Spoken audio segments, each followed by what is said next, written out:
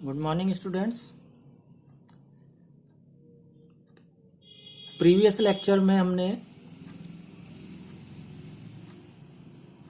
Hermitian matrix क्या होती है ये जाना था, और हर्मिशियन मैट्रिक्स अपने को पता है कि कोई भी गिवन मैट्रिक्स ए हर्मिशियन होगी अगर A is equal to A dagger, यानी उस मैट्रिक्स का अगर हम ट्रांसपोज करें और फिर उसका कॉम्प्लेक्स कॉन्जुगेट लें तो अगर दोनों सेम आते हैं तो इसका मतलब वो मैट्रिक्स जो है वो हर्मिशियन मैट्रिक्स है।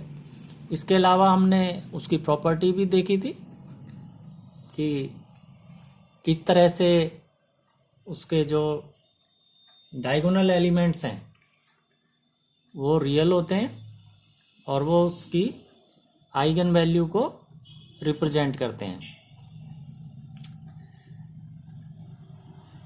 आज हम देखेंगे हर्मिशियन ऑपरेटर।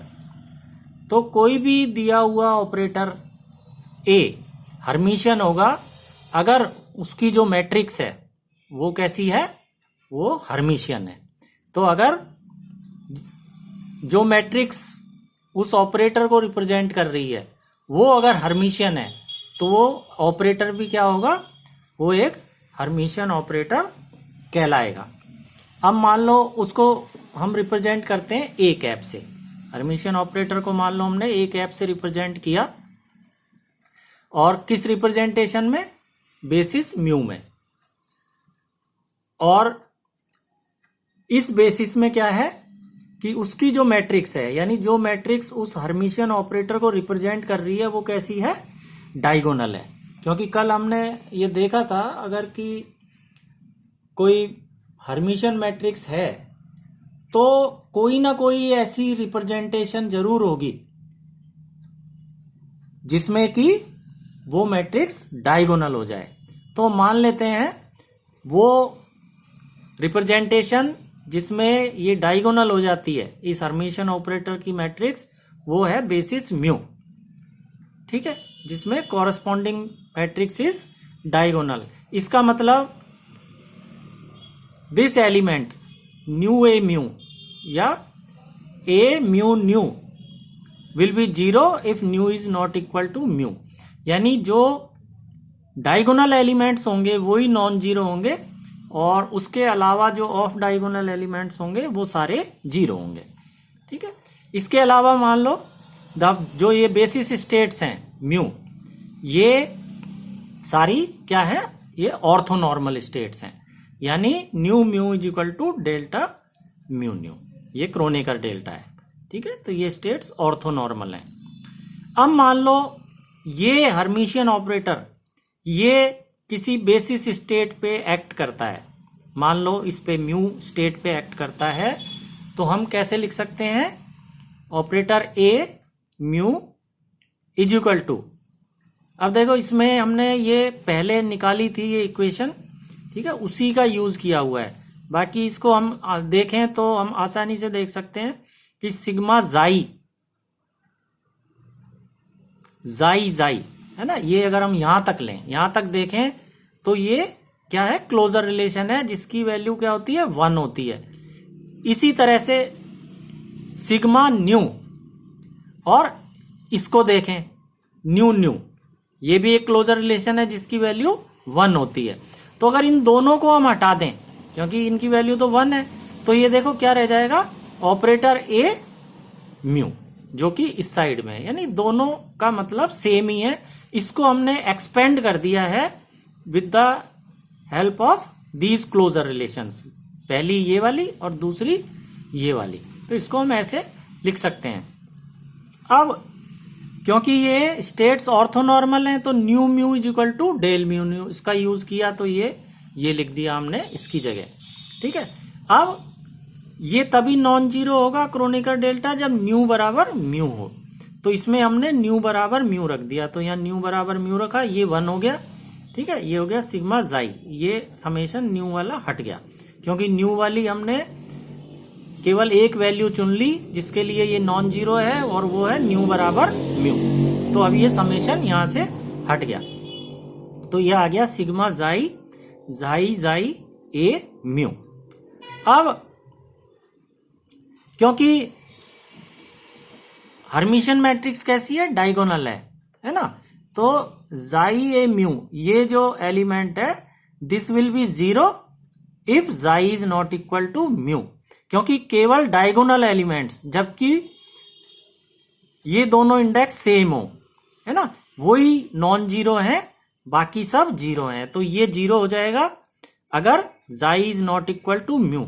यानी हमको जाई की जगह क्या रखना पड़ेगा, इसमें म्यू रखना पड़ेगा, तभी ये नॉन जीरो होगा।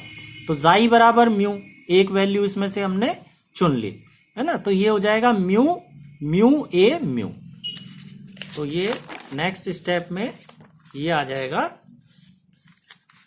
ए mu is equal to mu mu A mu, यानी ये एलिमेंट डायगोनल एलिमेंट हो गया ए म्यू म्यू, यानी कि म्यूएथ रो और म्यूएथ कॉलम का element in the given matrix, वो हो गया ए म्यू म्यू, है ना। तो इसको हम कैसे लिख सकते हैं, ए म्यू म्यू, ये एलिमेंट जो है इसको ऐसे लिख सकते हैं, ये म्यू एज इट इज आ गया।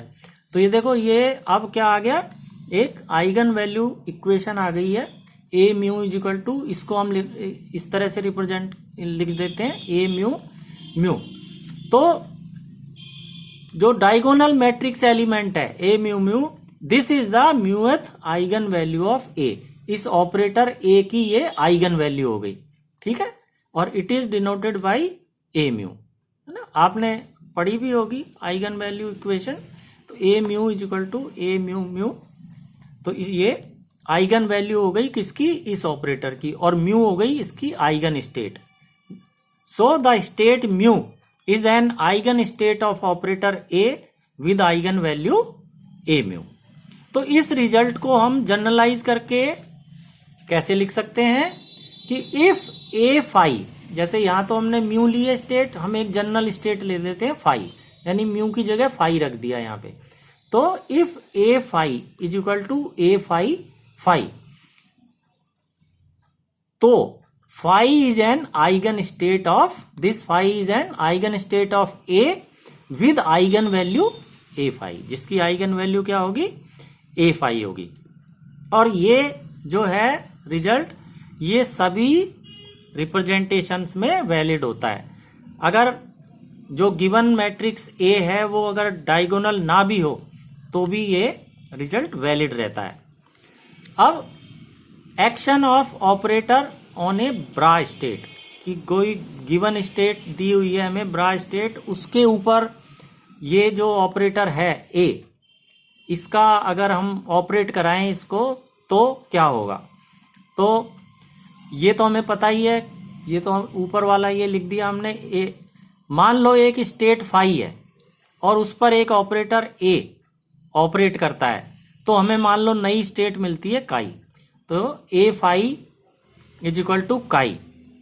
अगर ये हो देन ब्रा काई, इससे हम क्या लिख सकते हैं, bra chi is equal to bra phi A dagger, ठीक है। तो इसको अब हम प्रूव करेंगे, यानी A phi is equal to chi then bra chi is equal to bra phi A dagger. इसको प्रूव करने के लिए हम by the definition of hermiticity of matrix, इससे हम क्या लिख सकते हैं, कोई भी जो एलिमेंट है diagonal element a phi phi, है ना, this will be equal to, Hermitian matrix के लिए ए और ए डैगर सेम होते हैं, तो ए की जगह ए डैगर, है ना, और क्योंकि एलिमेंट रियल है तो इसका मतलब इसका जो कॉम्प्लेक्स कॉन्जुगेट है ये दोनों सेम होंगे, यानी इसमें ए की जगह हम क्या लिख सकते हैं, ए डैगर लिख सकते हैं। हर्मिशियन मैट्रिक्स के लिए ए बराबर ए डैगर होता है, और क्योंकि एलिमेंट ये रियल होते हैं तो इसका कॉम्प्लेक्स कॉन्जुगेट भी दोनों ये सेम ही होंगे। अब क्योंकि ये दिया हुआ है कि ए फाई इज इक्वल टू काई, तो इसको अगर हम फाई से क्लोज कर दें, तो हमने इसको फाई से क्लोज कर दिया, इधर भी फाई से क्लोज कर दिया, ये आ गया फाई काई। और इसको हम उल्टा करके लिख दें है ना, रिवर्स कर दें काई फाई, तो ये इसका कॉम्प्लेक्स कॉन्जुगेट हो गया। तो इस तरह हम लिख सकते हैं, this imply chi phi is equal to A phi star, phi a phi star. और ए की जगह हम क्या लिख सकते हैं, ए डैगर लिख सकते हैं, ए की जगह ए डैगर लिख सकते हैं। तो फाई ए डैगर फाई। अब इन दोनों साइड्स को अगर हम कंपेयर करें तो हम देखते हैं कि ये phi A dagger this is equal to bra chi, है ना, ये तो सेम हो गए, कैट फाई दोनों तरफ सेम है, तो bra chi is equal to phi A dagger. तो यही प्रूव करना था, phi A dagger is equal to bra chi. तो ये यहां से ये प्रूव हो जाता है। तो इस हम क्या लिख सकते हैं, ये एक हमें नया रिजल्ट मिल गया कि if a phi is equal to chi, यानी किसी दी हुई स्टेट पे अगर ऑपरेटर ए ऑपरेट करता है और हमें नई स्टेट काई मिलती है, देन फाई ए डैगर यानी bra phi A dagger will be bra chi. ये रिजल्ट हमें मिलता है ना। इसके अलावा हमें ये भी मिलता है, A phi is equal to A phi phi, then A dagger phi is equal to A phi star phi. ये इसलिए है कि हर्मिशियन ऑपरेटर है तो ए और ए डैगर सेम है, तो ए की जगह ए डैगर लिख सकते हैं। और ये जो आइगन वैल्यू है ए फाई, क्योंकि ये रियल होती है तो ए फाई को हम ए फाई स्टार यानी कॉम्प्लेक्स कॉन्जुगेट यहां इसका लिख सकते हैं। इससे क्या पता लगता है, विच मीन्स कि if phi is an eigen state of A, है ना, this phi is eigen state of A with eigen value A phi, then this phi is also an eigen state of A dagger with eigen value A phi star. ठीक है, और इसी से ये result भी निकलता है कि bra A is equal to A phi bra phi and bra phi A dagger, A की जगह क्या लिख दिया A dagger, is equal to, क्योंकि रियल है ए फाई, इसकी जगह ए फाई स्टार और ये ब्रा फाई एज इट इज। तो ये भी रिजल्ट निकलते हैं। इफ ए इज हर्मिशियन, हमें पता है अगर मैट्रिक्स ए हर्मिशियन हो तो ए डैगर बराबर ए होता है ना। और ऑल आइगन वैल्यूज इसकी ए फाई, जैसा कि अभी बताया, वो सब रियल होती हैं। Have a nice day.